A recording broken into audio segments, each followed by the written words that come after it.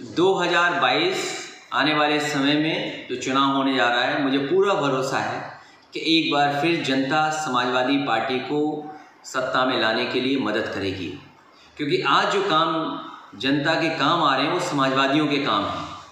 जिस तरीके से एम्बुलेंस, जिस तरीके से अस्पताल, मेडिकल कॉलेजेस इस कोविड के समय में उनकी मदद कर रहा है, कम से कम सरकार ने उदाहरण पेश किए थे कि मेडिकल के क्षेत्र में कितने बड़े काम किए जा सकते हैं। और जो 351 सीट का सवाल है, जब भारतीय जनता पार्टी जनता को गुमराह कर करके, झूठे वादे दे करके और अपने घोषणा पत्र पर अभी भी अमल नहीं किया उन्होंने, अगर 325 सीटें जीत सकते हैं तो समाजवादी पार्टी भी हर वर्ग, हर जाति धर्म के लोगों को साथ लेकर के और उनका सम्मान कर करके 351 से ज़्यादा सीटें जीत सकती है। सरकार से बहुत नाराज़गी है और हर वर्ग के अंदर नाराज़गी है।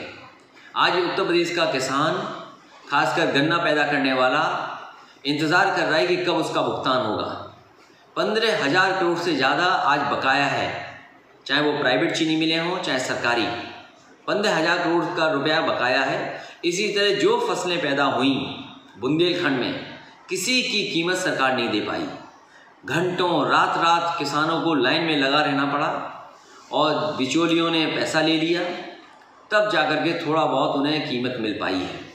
इस तरफ चाहे वो मक्का हो, चाहे सब्जियां हों, तरबूज सड़ गए ऐसे ही, खरबूजा सड़ गया ऐसे ही, कोई इंतज़ाम सरकार नहीं कर पाई। दूध ऐसे ही फिक गया। जो काम शुरू हुए थे उन कामों को भी सरकार ने रोका है। मैं तो जानना चाहता हूँ कि समाजवादी सरकार में 2 अमूल के प्लांट लगे थे जो 5 लाख लीटर प्रतिदिन प्रोक्योर करते थे मिल्क।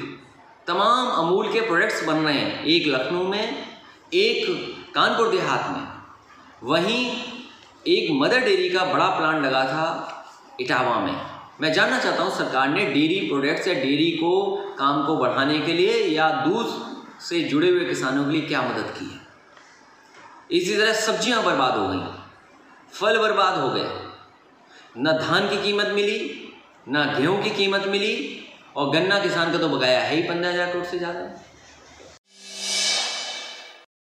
समाजवादी पार्टी और समाजवादी पार्टी के तमाम हमारे वरिष्ठ नेताओं की राय ये है कि इस बार किसी बड़ी पार्टी से गठबंधन ना किया जाए।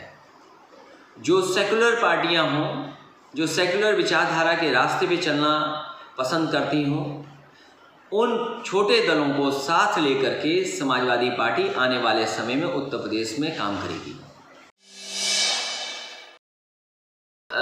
हाल ही में कल देश के प्रधानमंत्री और उत्तर प्रदेश के मुख्यमंत्री जी ने 1 करोड़ से ज़्यादा लोगों को रोजगार की बात कही है। ये वही आंकड़ों का खेल है जो मनरेगा में काम करते थे या लॉकडाउन के बाद जो काम वापस करने आ गए उनको ये रोजगार मान रहे हैं। मेरा केवल सरकार से ये पूछना है कि जिस तरीके से बड़े बड़े आयोजन हुए थे, इन्वेस्टमेंट मीट हुई जिसमें राष्ट्रपति जी आए, जिसमें प्रधानमंत्री जी आए, देश के बड़े बड़े उद्योगपति आए, बड़े MOU हुए, 5 लाख करोड़ के लगभग MOU हुए।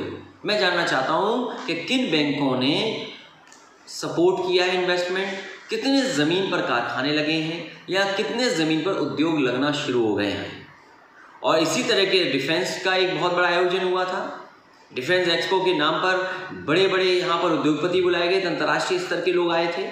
लेकिन आज ज़मीन पर क्या उतरा है, ये बड़ा सवाल है।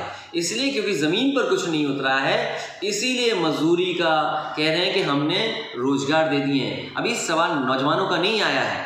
उत्तर प्रदेश में बड़े पैमाने पर नौजवान बेरोजगार हैं और सरकारी नौकरियां, अगर 1 करोड़ से ऊपर की बात थी रोजगार देने की, तो कम से कम जो 69,000 सहायक अध्यापक हैं उनका समाधान हो जाता। कोई समाधान तो करे सरकार। तमाम नौकरियां फंसी हुई हैं आयोग में, वो नौकरियां कब मिलेंगी। मुझे याद है मुख्यमंत्री जी ने कहा था कि एक भी पुलिस की भर्ती नहीं बचेगी, मैं सब पुलिस की भर्ती कर दूंगा। मैं जानना चाहता हूं कि अगर सरकार करना चाहे, सबसे आसान तरीका है, मेरिट पर करके दिखाया था समाजवादी लोगों ने। आप क्यों नहीं नौकरी दे रहे हैं? आप सहायक अध्यापक की दीजिए, लाखों की संख्या खाली है। पुलिस की लाखों की खाली है क्योंकि आप नौकरी नहीं दे सकते हैं। सरकारी नौकरी आप देना नहीं चाहते हो, इसीलिए आपने ऐसा आयोजन किया है कि नौजवान और इस प्रदेश के पढ़े लिखे लोग आपसे सवाल न पूछें। आप 1 करोड़ से ज़्यादा एक झूठा प्रचार कर करके आप छिपाना चाहते हो सरकारी नौकरियां। भारतीय जनता पार्टी का जितना भी वर्चुअल रैली हो रही है, ये सब खर्चुअल रैली है, क्योंकि उनके पास फंड है, उनके पास संसाधन है, इसलिए वो खर्चुअल रैली कर सकते हैं। और अगर डिजिटल और वर्चुअल पे इतना ही इनको भरोसा था, तो जो इन्होंने घोषणा पत्र में लिखा था कि हम लैपटॉप देंगे, डेटा फ्री देंगे, आखिरकार क्यों नहीं दे पा रहे हैं? और जो समाजवादी सरकार में बड़े पैमाने पर इलेक्ट्रॉनिक्स में इन्वेस्टमेंट होना शुरू हुआ था, वो क्यों नहीं करना चाहती है सरकार? आखिरकार क्यों रुकी हुई है? ये बड़े सवाल है।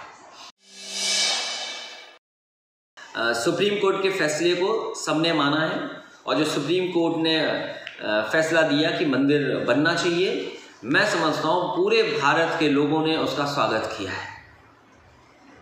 और जहाँ तक लाभ लेने की बात है, भारतीय जनता पार्टी कोई मौका नहीं छोड़ती जिससे लाभ न ले लें। जो बीमारी से लाभ लेना चाहते हो, कोविड-19 पे बताओ ताली बजवा दी, ताली बजवा दी। मैं आज बीजेपी के लोगों से कहना चाहता हूँ, मुझे बताओ कहाँ खड़े होकर के ताली और थाली बजानी है, मैं तैयार हूँ। कम से कम कोविड-19 अब तो ख़त्म हो जाए, वो जगह बता दो, मैं बजाने को तैयार हूँ।